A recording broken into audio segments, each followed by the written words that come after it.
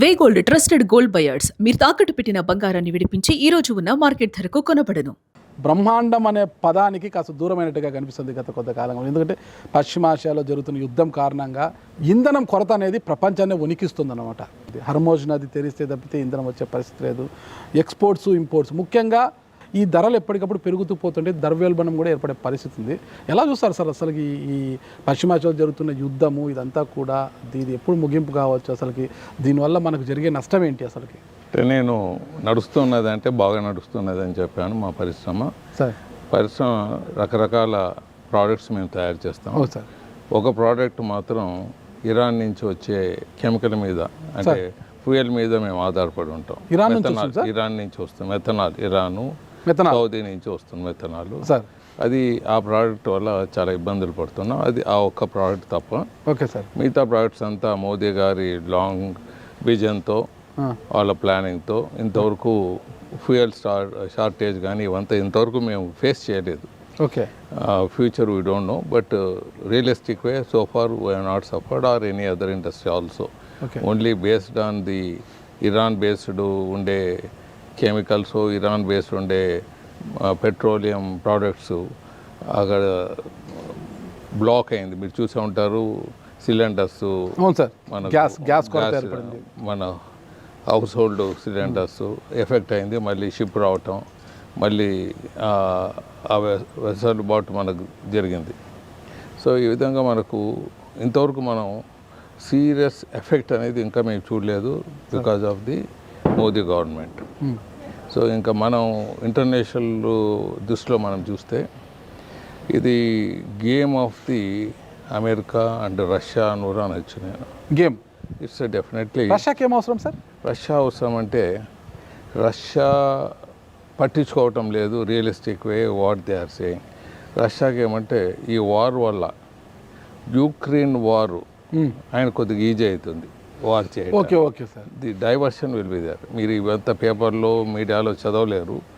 Personal assessment ఆయనకు డెఫినెట్గా the diversion will be there. America కానీ లేకపోతే ఇజ్రాయెల్ కానీ లేకపోతే యూరోప్ కానీ the diversion will take place. So Russia definitely it will be much more benefited then America. ఇది ఒక సబ్జెక్టు. మళ్ళీ ఆ పెట్రోకెమికల్స్ అవి రావటం లేదు కాబట్టి రష్యన్ పెట్రోకెమికల్స్ అమెరికా ప్రెసిడెంట్ ఉండే అవి రష్యా నుంచి కొనరాదు అనేవాడు రష్యాతో మీరు కొనండి. అవును, భారతదేశానికి ఆయన ఆల్మోస్ట్ రిక్వెస్టో బెక్ చేసే పరిస్థితికి వెళ్ళిపోయాడు అందరికీ, కొనండి రష్యాతో. రష్యాతో కొనరాదని గీత గీసినోడు రష్యాతో కొంటే సుంకాలు పెంచుతామన్నారు అన్నవాడు సుంకాలు పెంచాడు కూడా. అవును సార్. మరి దిగి వచ్చి రష్యాతో కొనండి. మళ్ళీ Russia is benefited very much. Russia is dictating the terms. మనకున్న ఆయనతో రష్యాతో ఉన్న అనుబంధంతో వాళ్ళు మమ్మల్ని సమ్ డిస్కౌంట్ ఇచ్చి మనకు పెట్రోకెమికల్స్ ఇస్తున్నారు కాబట్టి వేర్ ఇన్ సేఫ్ పొజిషన్. అలాగే అమెరికన్ ప్రెసిడెంట్ ఆయనతో ఉండే పేరుకుపోయిండే ఆయుధాలంతా వేశాడు. మరి ఆయన పెట్రోకెమికల్స్ అంతా బ్రహ్మాండంగా అమ్ముకోగలుగుతున్నాడు రేటు.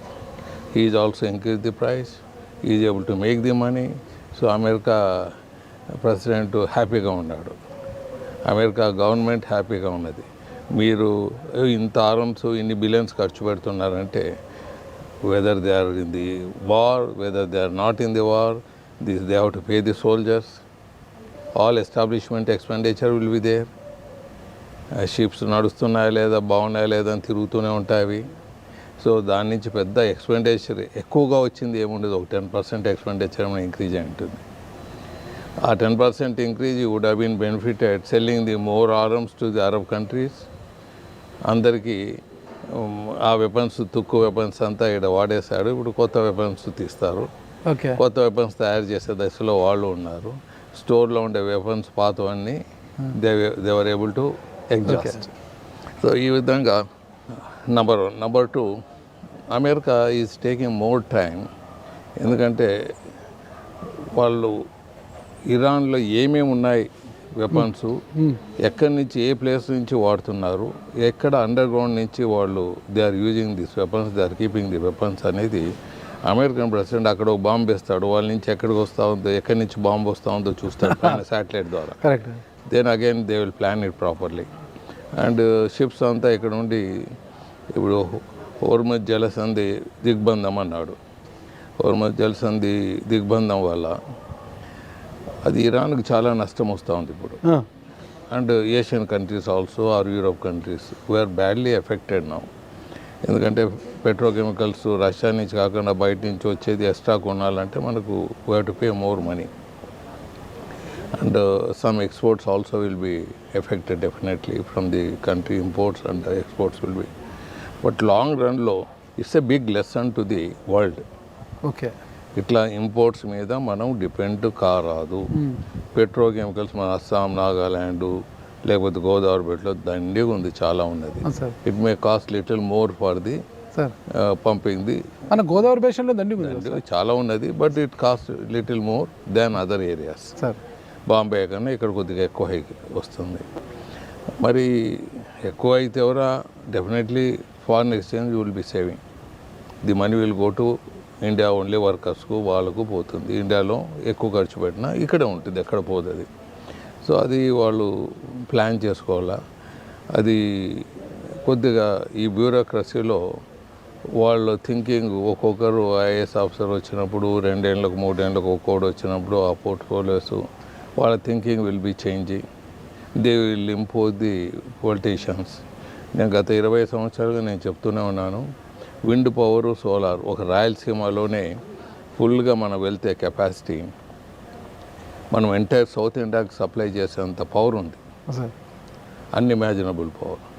వీళ్ళు ఐఏఎస్ ఆఫీసర్లు ఏం చెప్పారంటే, నేను పార్లమెంట్ కమిటీ చైర్మన్ ఉన్నప్పుడు కూడా, ఇది మనం సోలార్ కనపోయినామంటే మనకు అగ్రికల్చర్ ల్యాండ్ ఎఫెక్ట్ ఇస్తుంది, కల్టివేషన్ ల్యాండ్ మీద సోలార్ ప్యానల్స్.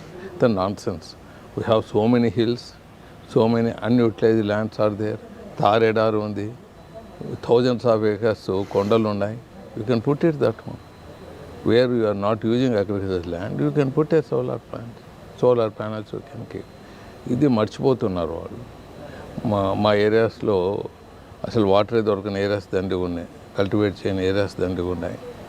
ఈ జగన్నాథ్ గట్ట ఇక్కడే కర్నూలు చుట్టుపక్కల ఒక 30-40 వేల ఎకరాలు ఉన్నది. సో ఇవి సోలార్ ప్యానల్స్ వేయచ్చు, విండ్ పవర్ వేయచ్చు ఈ ఏరియాస్లో.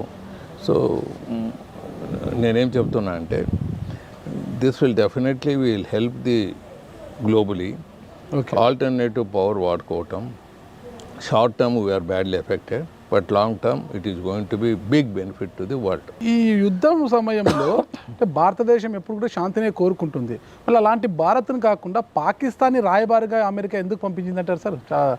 అంటే ఇప్పుడు మీరు చూడండి, పాకిస్తాన్ వాళ్ళు చూజ్ చేసింది ముస్లిం కంట్రీని వాళ్ళ కండ్లు వాళ్ళతోనే పొడచాలని చూశాడు ట్రంప్. నాట్ దట్ ఈ don't want use India or anything. ఆ ముస్లిం కంట్రీస్ను ముస్లింలతోనే వాళ్ళ కండ్లు వాళ్ళకు పొడిపియాలని ఈ స్ట్రాటజీ. ఇంకా వేరే ఏం లేదు, సింపుల్ స్ట్రాటజీ. ఆయన్ని పట్టుకొని పాకిస్తాన్ ఆర్మీ ఆఫీసర్, ఈ just like some of the small officer before American president. ఆయన కూర్చోబెట్టుకొని భోజనాలు చేసి ఆయనతో కరచాలనం చేసి మాట్లాడటం, ఇవంతా just to take over the their totally importance. Pakistan indirectly surrender to them. ఇరాన్కు పాకిస్తాన్కు చాలా స్ట్రాటజిక్గా వాళ్ళకు ఎన్నో పాత పరిచయాలు ఉన్నాయి, సౌదీతో పరిచయాలు ఉన్నాయి పాకిస్తాన్కు. సో వీళ్ళని వాడుకొని వాళ్ళని మట్టగరిపియాలనే తప్ప వేరే ఏం లేదు. ఏదో పాకిస్తాన్ ఏదో పొడుస్తుంది, పాకిస్తాన్ చూస్తూనే ఉన్నారు, ఏం చేస్తున్నారు. ఇది they are doing just like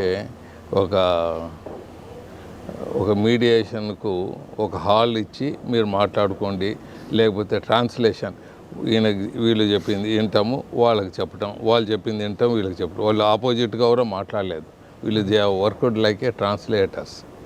okay, అది వాళ్ళ జీవితాలు. వాళ్ళతో మనం కంపేర్ చేయటం, వాళ్ళ గురించి మాట్లాడటం కూడా కరెక్ట్ అనిపిస్తుంది.